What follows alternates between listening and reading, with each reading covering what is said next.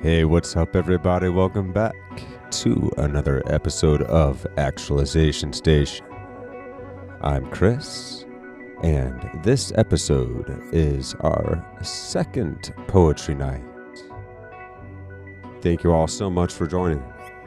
I also wanted to thank Catherine for your contributions to the show. Every little bit of support counts and means the world. So thank you guys so much for everything you do, for your likes, your subscriptions, sharing of the podcast, for being a part of Actualization Station. In our previous episode, we enjoyed another guided meditation. That was episode 10, The Limitless Sky. I hope you all enjoyed that, and for those of you that did not get to tune into that episode, but are interested in meditation perhaps, definitely take a listen. I think you'll enjoy it very much. I find meditation to be like a lost art or a secret to life. It has helped me so much in overcoming anxiety, depression, being able to feel grounded and on an even keel.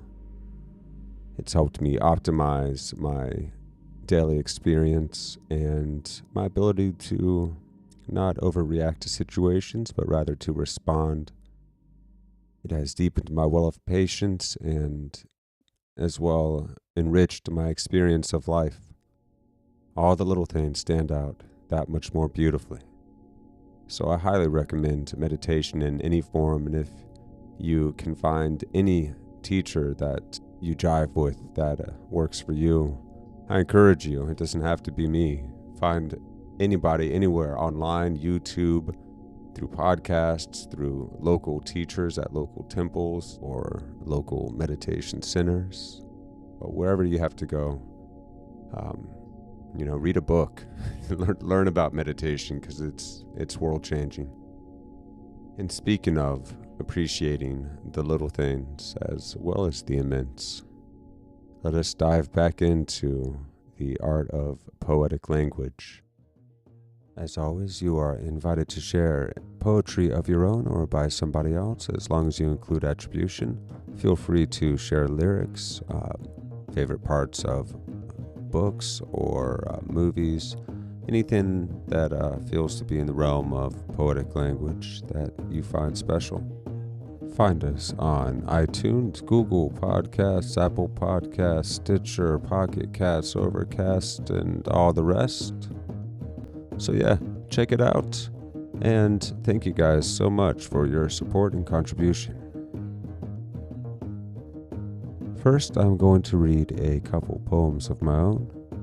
And next, we'll hear a couple poems by Robert Frost, read by the poet himself.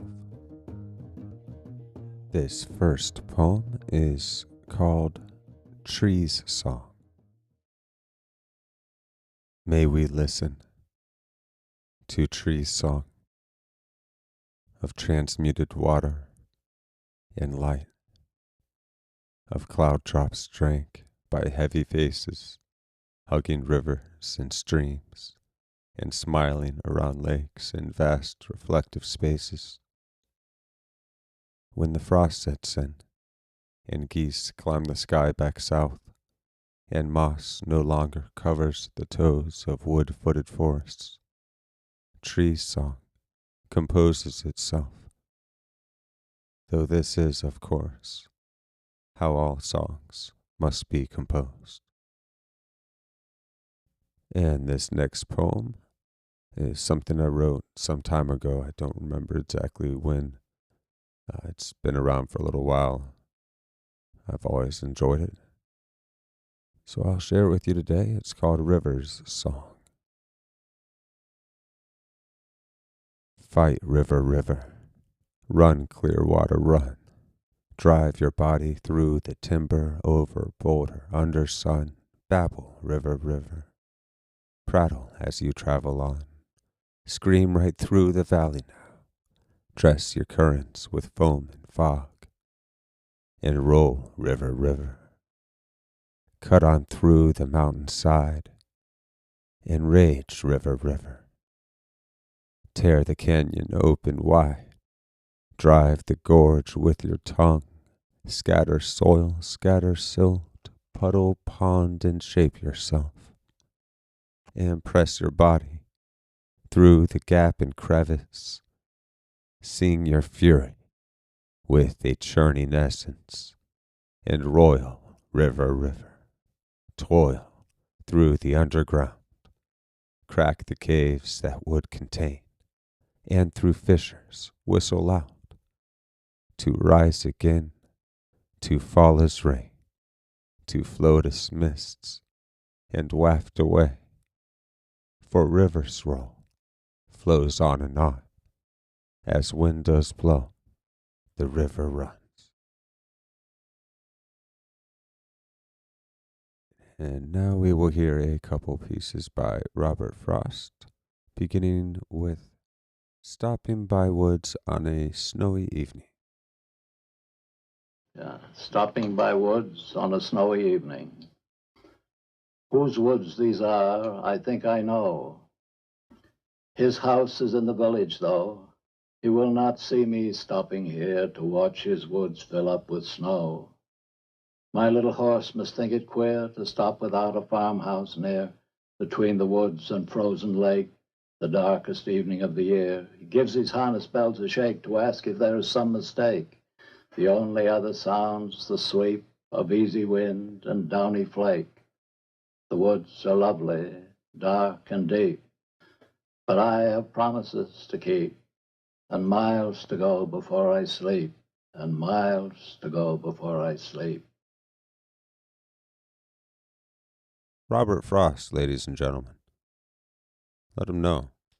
Yeah, dude. On point, man. You know, people debate about what that poem means.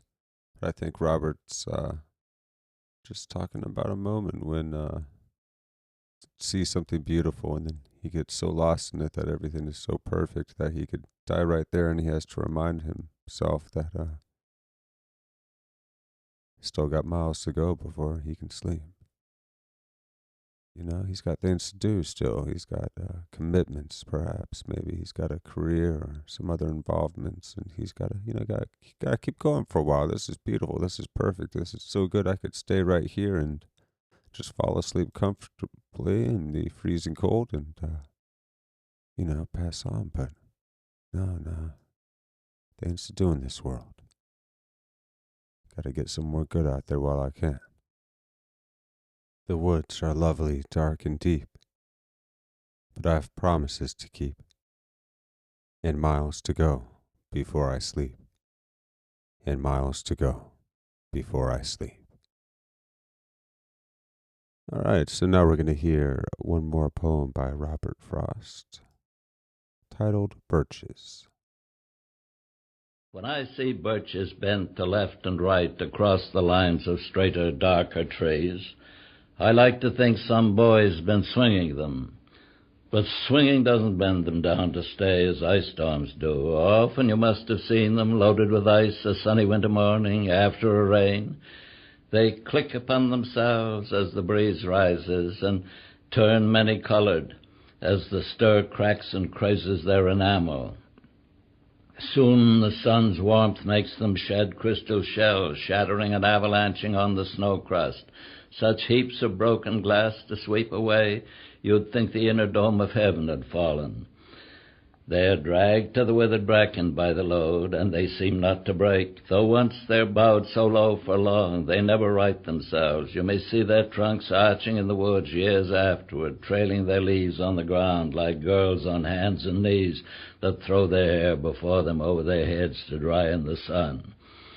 But I was going to say, when truth broke in with all her matter of fact about the ice storm, I should prefer to have had some boy bend them as he went out or in to fetch the cows, some boy too far from town to learn baseball, whose only play was what he found himself, summer or winter, and could play alone. One by one he subdued his father's trees by riding them down over and over again, until he took the stiffness out of them, and not one but hung limp, not one was left for him to conquer. He learned all there was to learn about not launching out too soon and so not carrying the tree away clear to the ground. He always kept his poise to the top branches, climbing carefully with the same pains you used to fill a cup up to the brim and even above the brim. Then he flung outward, feet first with a swish, kicking his way down through the air to the ground. So was I once myself a swinger of birches, and so I dream of going back to be. It's when I'm weary of considerations, and life is too much like a pathless wood where your face burns and tickles with the cobwebs broken across it, and one eye is weeping from a twig's having lashed across it open. I'd like to get away from earth a while, and then come back to it and begin over. May no fate willfully misunderstand me and half grant what I wish and snatch me away not to return. Earth's the right place for love. I don't know where it's likely to go better. I'd like to go by climbing a birch tree and climb black branches up a snow-white trunk toward heaven till the tree could bear no more but dipped its top and set me down again. That would be good both going and coming back. One could do worse than be a swinger of birches.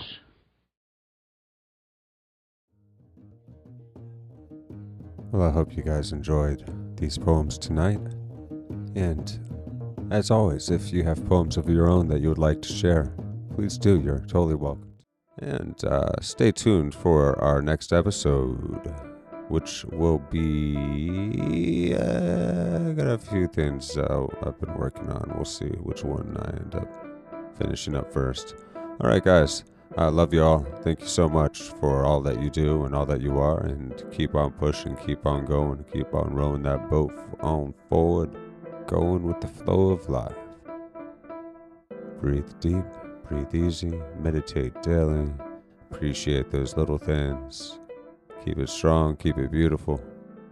You got this. Talk to you soon. This has been Actualization Station.